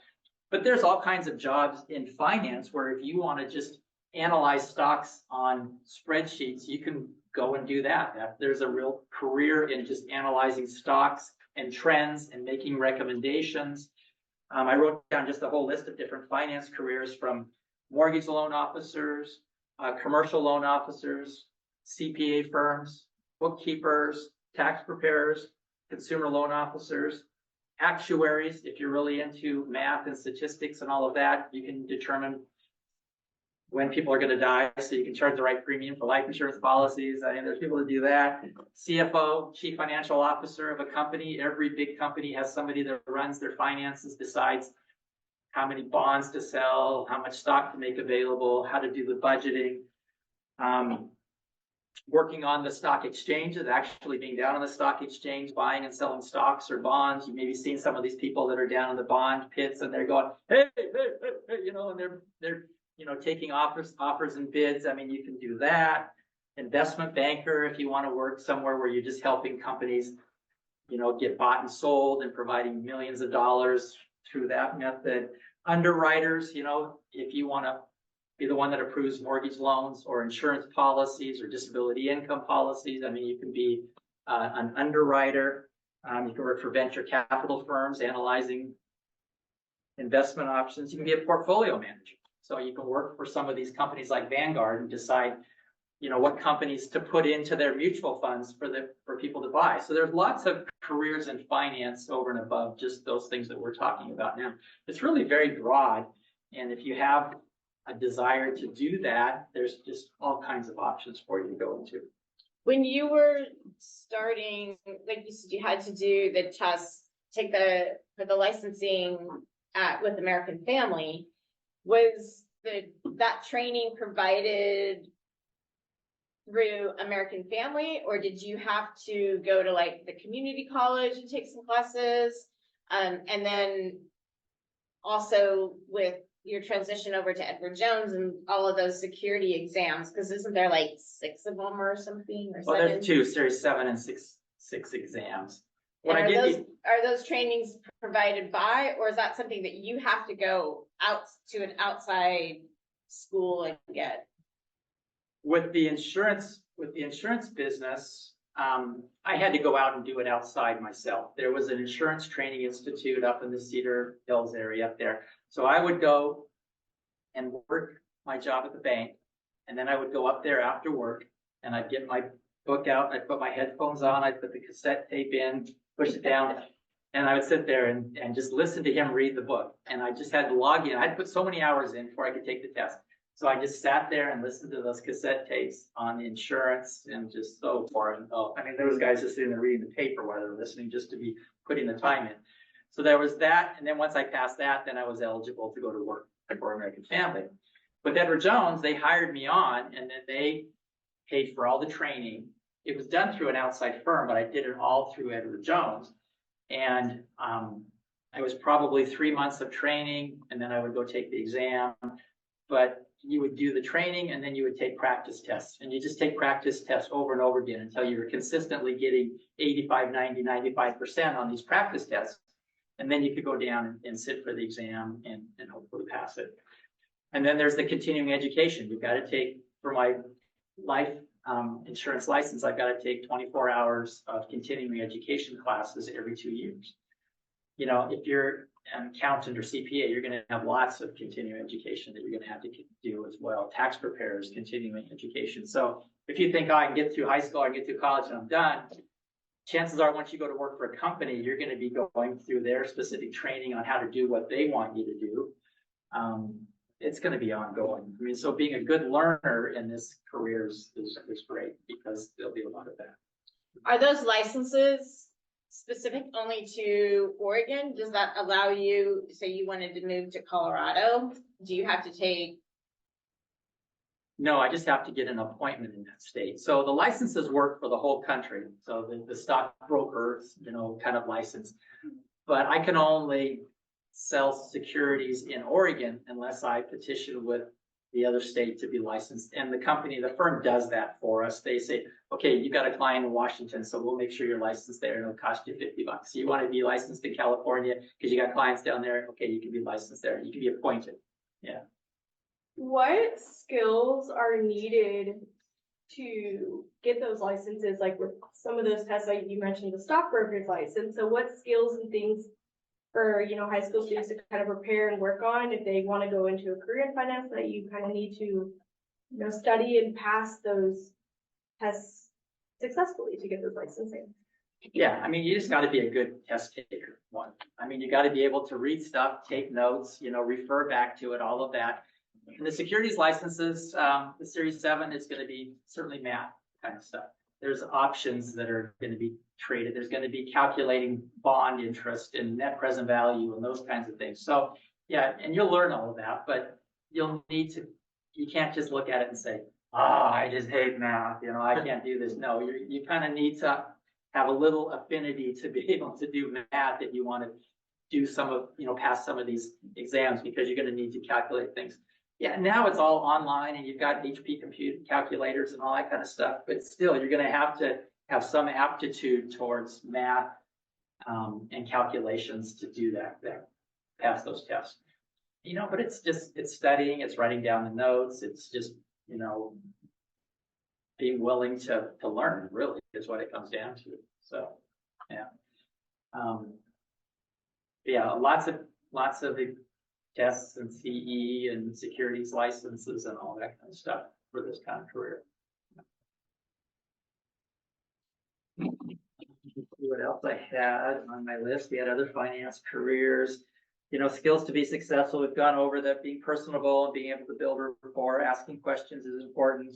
you know, computer skills, and I've got 2 monitors and a computer on my desk, and I've got access to different programs on there. You know, Microsoft Office suite, I mean, we use that a lot, Outlook for email. We're going to a new CRM, customer relationship management software, through a company called Salesforce. And they have a division here in Hillsborough, but they provide all of that interface that says, okay, when was the last time you talked to this client? Well, you found out they like to golf. Maybe send them a gift certificate to the reserve golf course, you know, or do those kinds of things. That's the customer relationship management software that we're going to through Salesforce. You know, we just talked about the exams and passing those. I mean, also you have to be able to be bondable, I guess is the term, but I mean, the companies generally have to get a bond to say that if I absconded with all this money, that they've got a way to collect from an insurance company. And, you know, the bond that they would have to get on me or you would be pretty low because we're low risk, but that's something that could happen. So those kinds of things to be successful. Just, you know, getting experience doing things, you know, other jobs, whatever, before you would end up coming to Edward Jones is going to be key. Like I say, it's not something you just jump into out of high school, but this position of BOA, branch office administrator, is a great stepping stone into a career as a financial analyst, financial planner, stockbroker, those kinds of things. Because Travis in my office sees everything that I see, does everything. There's certain things he can't do or can't say because he's not licensed, but that's a great stepping stone to run in and run an office for an advisor. And then at some point say, hey, I can do this. And then you step up and do the exams and you can end up becoming a financial advisor on your own in your own branch as that stepping stone from running an office for somebody to start with. Yeah. Are there opportunities with both you in Key Bank and at Edward Jones for students who are interested in exploring more about these careers to come job shadow? You know, for me, I would say no, because there's customer confidentiality issues and that kind of thing. It would probably be, you know, maybe at Edward Jones, which is the headquarters in St. Louis, Missouri, to, you know, go somewhere there that have internships in different departments and that kind of thing. But in the branch office, not so much. So. Yeah, we have an internship that we connect with college students where they come in for like a 12-week internship. That would be the closest thing. Exactly kind of what Brian's saying. A lot of this stuff, like having someone shadow confidentiality would be a big, like, key to that, you know, right?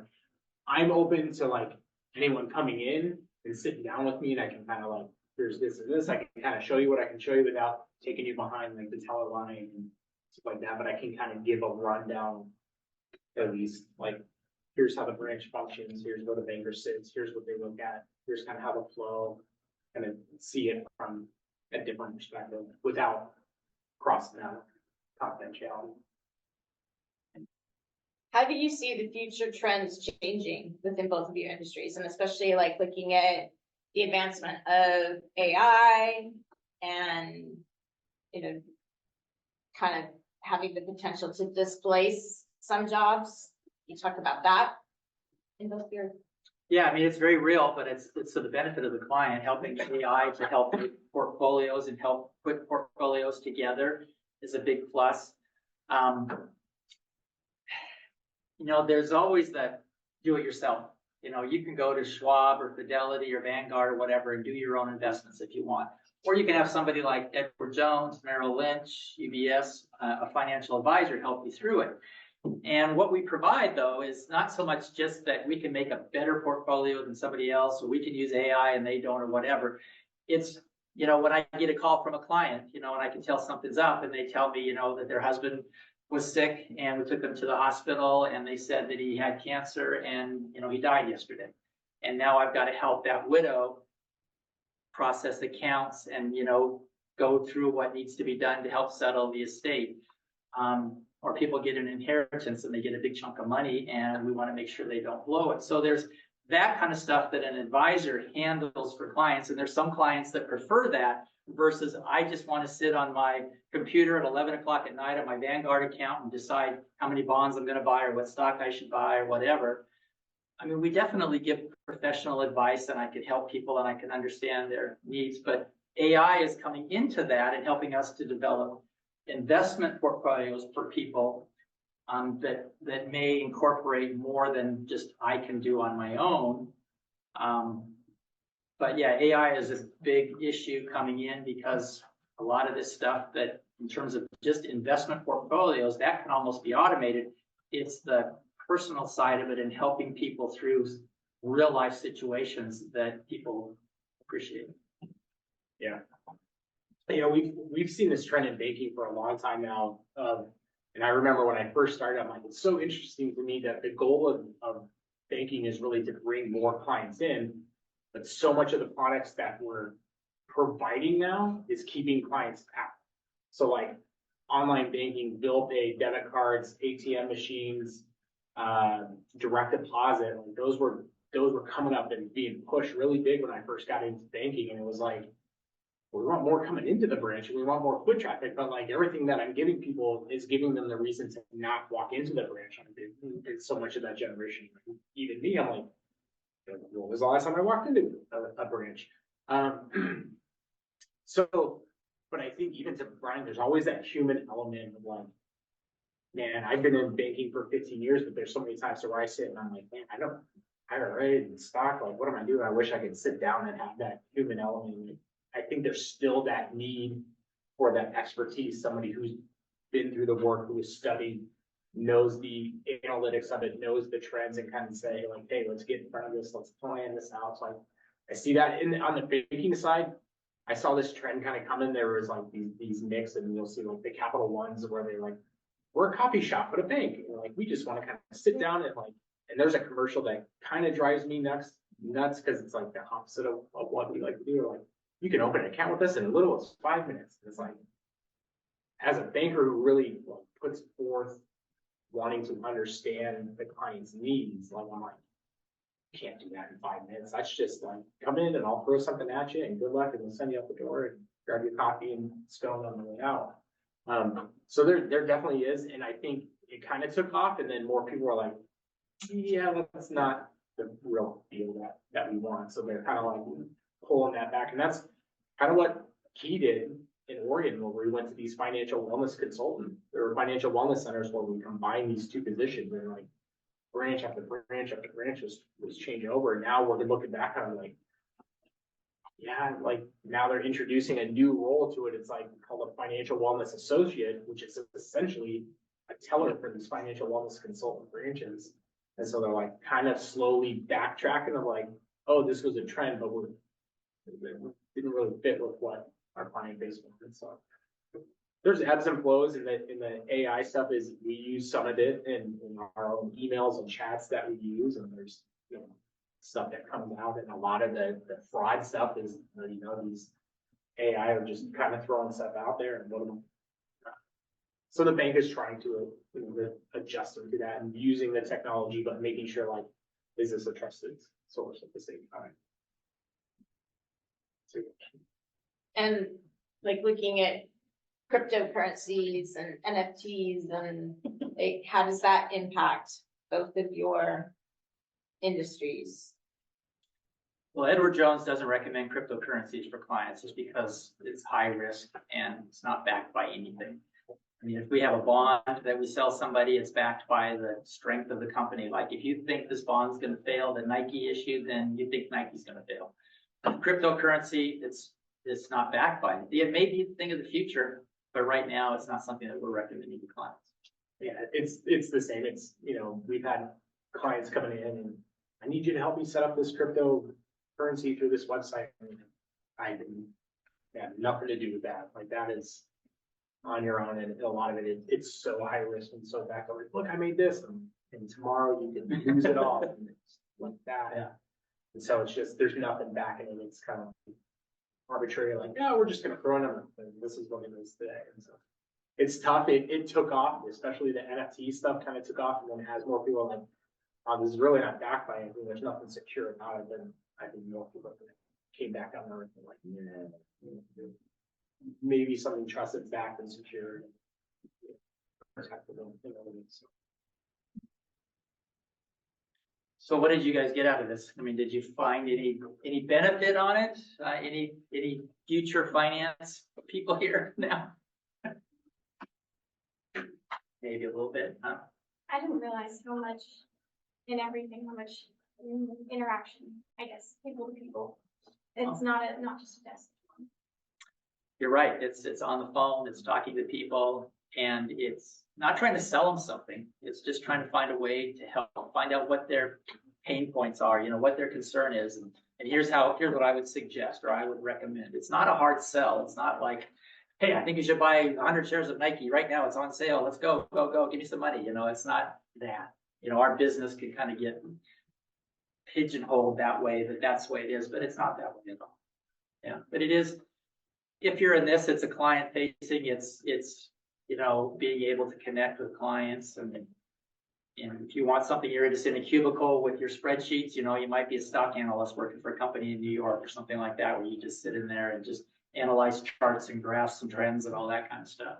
But even a CPA firm, I mean, you go and do that, you're meeting with people to do taxes. That's the big part of it. So you're going to get their information. You're going to have questions about this, and this, and you're going to have suggestions for them on how to save taxes next year. And so it's going to be interacting with people. And, you know, banking, of course, yeah, your people coming in, there's always going to be somebody that has a problem. And Tony's right. I mean, I had a client that was so upset because I was going to transfer their account out because they didn't return my call, and I had to do some work on it. And then they called up and they were mad, and we had a discussion. We finally did the review, and when we got done, it was like, oh, my mother's account's up here. Can you transfer that into your branch too? So it's like we're going from you hate me and you're mad at me to now you want to give me more business. But that's the skill, the soft skill that you got to have in this business. And it takes time. I mean, it just takes time to develop that kind of thing. Yeah, I mean, the first time somebody comes at you, it's like, it's really easy to kind of tense up and be like, whoa, what's going on? But it is something you learn over time. It's just kind of been like, they're not mad at me. I'm here to help them solve their problem. They're just upset. Remove them from the situation. Get them talking about details. Get them talking about what is going on in that, like, their brain kind of changes gears a little bit of like, oh, remembering. And they kind of like relax a little bit. Like, I'm not so mad, but this is what's going on. Just kind of builds that, and you kind of understand it. And that's a huge win, and we see that at times too. Someone comes in and like, I'm so mad at you guys, and they're leaving like, I need your business cards, so I'm going to go hand them out to whoever you really understood.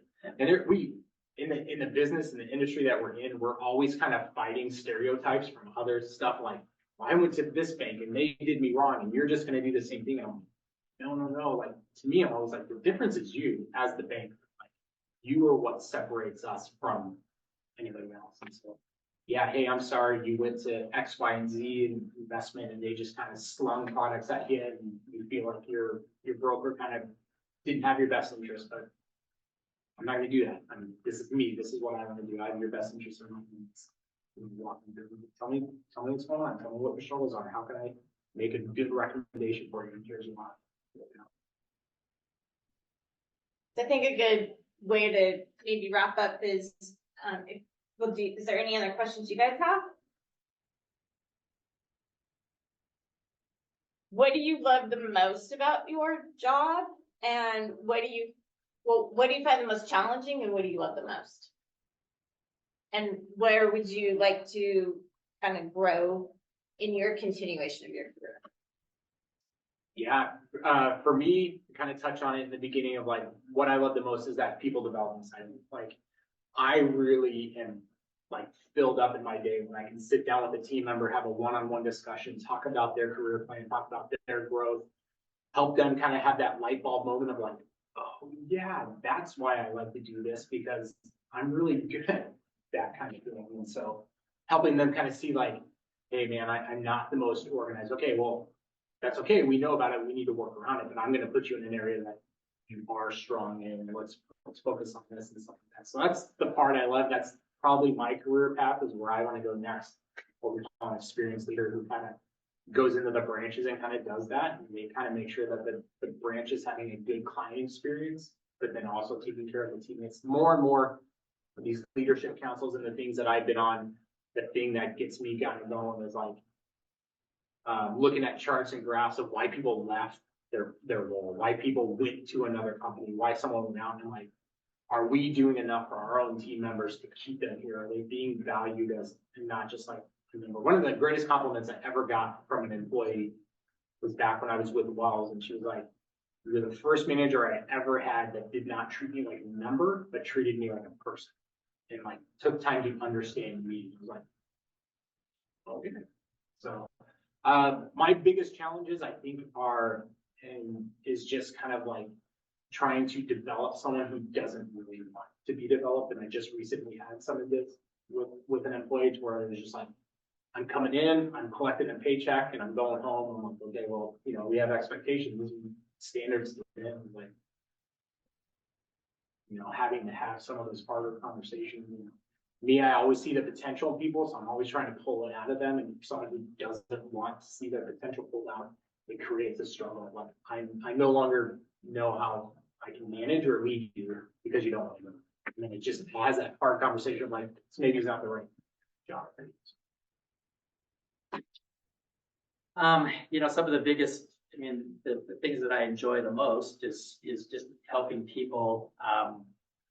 Like I had a client that sold a business, and you know, he had this was all he had to provide for his retirement, and it was all wrapped up in that business. And so he sold the business, transferred money in, but we set up a plan that would give him some peace of mind through a couple of different options for investments, through annuities, through bonds, through stocks, that will provide him the income that he needs. And just being able to put a plan together for somebody that really fits them well and will make them happy, and that I had some part in that. That's satisfying. One of the challenges is, of course, the prospecting side of it. You know, I have prospects I reach out to, and I know I've got a phenomenal solution for them, and they just don't call me back. You know, they just like, really, you know, this is great. This is why it would benefit you. This is what you said you wanted. We can do that. And they just don't call back. They don't call back. It's like, really, you know, you're leaving $2,000 a month on the table just by not calling it. I hate to say it, but moving money from the bank to me, you know, I can make them a little bit more money now. When interest rates start going down, then the bank's going to be the advantage. But just knowing those trends and being able to help clients, and then they just don't follow up. You know, and that's kind of frustrating. All right, well, thank you guys. We really appreciate you both being here today. Students, I'm gonna share my screen one last time. Is there any questions from anybody online? Not that I see.